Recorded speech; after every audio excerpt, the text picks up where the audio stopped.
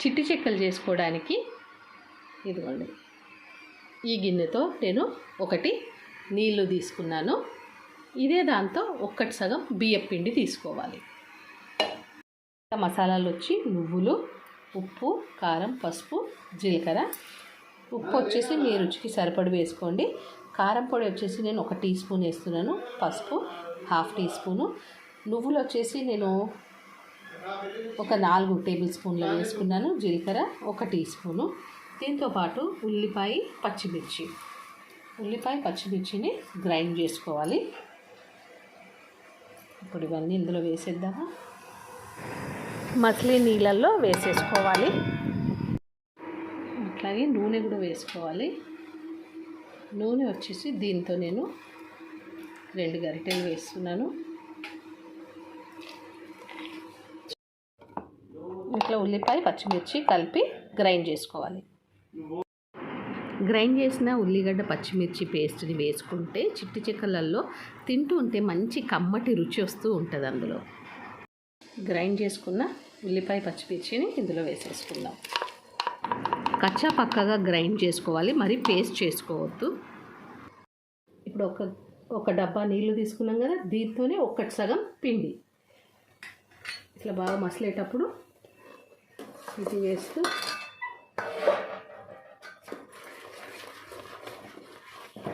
Stove off చేసేసుకోవాలి. ఇంకో సగము మనం పెట్టుకున్న ఎసరులో పిండి మొత్తం కూడా కలిసిపోయేటట్టుగా కలుపుకోవాలి. అయితే కలుపుకున్నప్పుడు ఏంటంటే కొంచెం పొడి పొడిలాగా అనిపిస్తుంది. అలాగని ఏం బాగలేదు. మొత్తం మనం చల్లారిన తర్వాత చేయితో పిసికేస్తే మొత్తం అంతా కూడా ఒక పిండి ముద్దలాగా తయారైపోతాయి. నీళ్ళు మాత్రం పర్ఫెక్ట్గా సరిపోతాయి.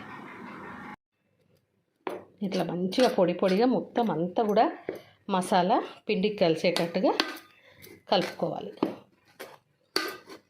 కొంచెం మనము చెయ్యి పెట్టే అంత వేడి ఉంటే చాలు. అప్పుడు ఏం చేయాలంటే చేత్తోనే మంచిగా ఇట్లా ముద్దలాగా పిసికేసి వీటిని చెక్కల్లాగా ఒత్తుకోవాలి. చూడండి ఇంత చక్కగా సరిపోయింది కదా. ఇది ఇప్పుడు వేడి బాగా ఉంది.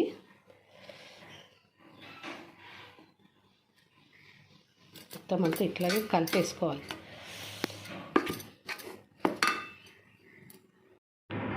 హైదరాబాద్, సికింద్రాబాద్లో ఎక్కడైనా కూడా బోనాల పండుగ అనగానే ఫస్ట్ చేసుకునే పిండి వంటలు మురుకులు, బేసన్ పూరి, దాని తర్వాత ఓడప్పలు. ఈ 3 ఐటమ్స్ ఖచ్చితంగా ఉంటాయి ప్రతి ఒక్కరి ఇళ్ళల్లో. సో ఈసారి నేను కూడా ఓడప్పలు, మురుకులే చేస్తున్నాను. ప్లేలిస్ట్లో స్నాక్స్ అనే ఆప్షన్లో చూడండి, మిగతా అన్ని పిండి వంటలు ఆ వీడియోస్ అక్కడ ఉంటాయి. ఒకసారి అది కూడా చూడండి. మెత్తగా చక్కగా ముద్దలాగా చేసుకోవాలి.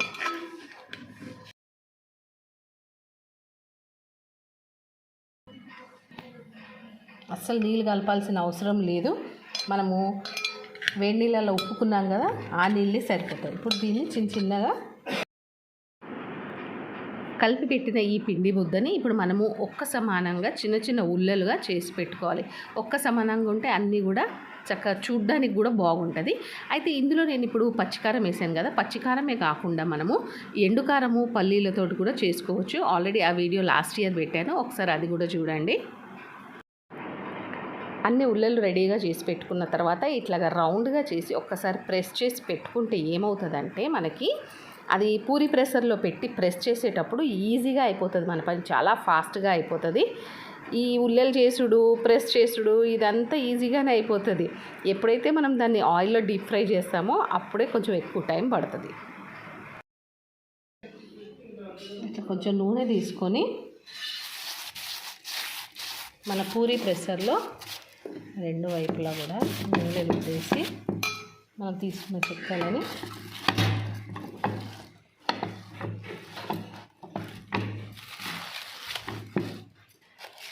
అంతే. పిండి వంటలు అనగానే అందరం అనుకునేది ఏంటబ్బా గంటలు టైం పడుతుంది అని, కానీ కొన్ని ట్రిక్స్ పాటించి చేస్తే ఈ పిండి వంటలు కూడా తొందరగా అయిపోతాయి. సో ఇట్లాగే పెద్ద ప్లేట్స్లలో ఒక్కసారి అన్నీ ఒత్తి పెట్టేసుకోవాలి. చిట్టి చెక్కలన్నీ రెడీ కదా. ఇప్పుడు వీటిని ఇలా నూనె వేడెక్కిన తర్వాత దీన్ని మీడియం ఫ్లేమ్లో పెట్టుకొని అప్పుడు మనం చేసుకున్న చెక్కలన్నీ కూడా వేసుకోవాలి. దీంట్లో ఎన్ని సరిపోతాయో అన్ని వేసుకోవాలి. ఒక్కొక్కటిగా వేయొద్దు. ఒక్కొక్కటిగా వేస్తే ఏమవుతుందంటే అంత నూనె వేడి ఒక్కదానికి ఎక్కువ అవుతుంది. అదే ఒక 10-15 వేసామనుకోండి, ఆ వేడి సరిగ్గా సమానంగా అన్నిటికీ సరిపోతుంది.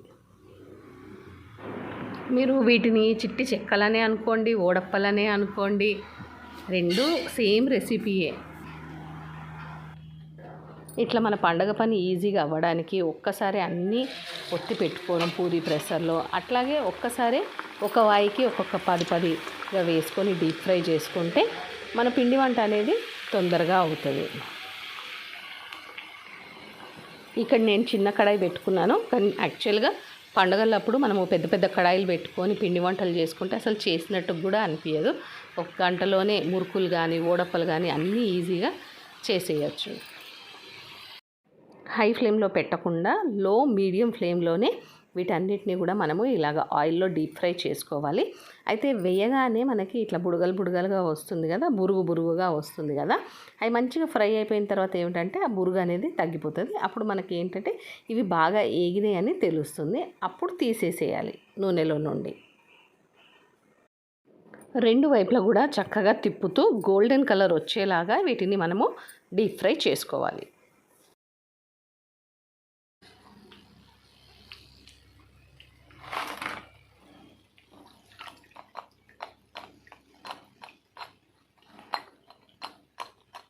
చూస్తున్నారు కదా సౌండ్, కడకడ సౌండ్. ఇట్లా కరకరలాడుతూ మన చిట్టి చెక్కలు రెడీ అవుతాయి. మనం ఓడప్ప కానీ చిట్టి చెక్కలు కానీ ఎన్నో వెరైటీస్గా చేసుకోవచ్చు. పచ్చికారం ఉల్లిపాయ వేసి, లేకపోతే ఉల్లి పొరక వేసి, లేకపోతే ఎండుకారము పల్లీలు వేసి, నానబెట్టిన శనగపప్పు పెసరపప్పు వేసుకొని, అట్లాగే ఇందులో ఆకుకూరలతో కూడా చేసుకోవచ్చు. మంచిగా కోయిగూర వేసి కూడా చేసుకోవచ్చు. చూడండి, లో ఫ్లేమ్ మీద అసలు మొత్తం లో ఫ్లేమ్ మీద ఇవి వేగించాలి.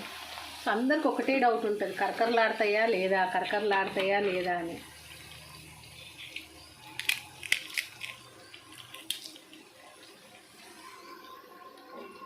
చూస్తున్నారు కదా ఎంత కరకరలాడుతున్నాయో. సో ఇట్లుంటే మనకు పర్ఫెక్ట్గా అయినట్టు పిండి వంట.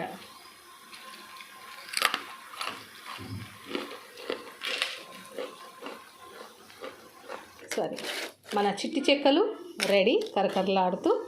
సో చేసుకోండి. అంత ప్రాసెస్ సింపుల్గానే ఉంటుంది, కానీ ఇవి ఏగించడం అనేది ఉంటుంది చూడండి, స్లో ప్రాసెస్. పొయ్యిని సిమ్గా పెట్టేసి ఏగించాలి, అప్పుడైతే ఇట్లా కరకరలాడతాయి, లేకపోతే మెత్తగా ఉంటాయి. సో ఈజీ రెసిపీ, ట్రై చేయండి. నా రెసిపీస్ కానీ మీకు నచ్చినట్టయితే లైక్, షేర్, సబ్స్క్రైబ్ చేసుకోండి. Thank you for watching babies kitchen 225.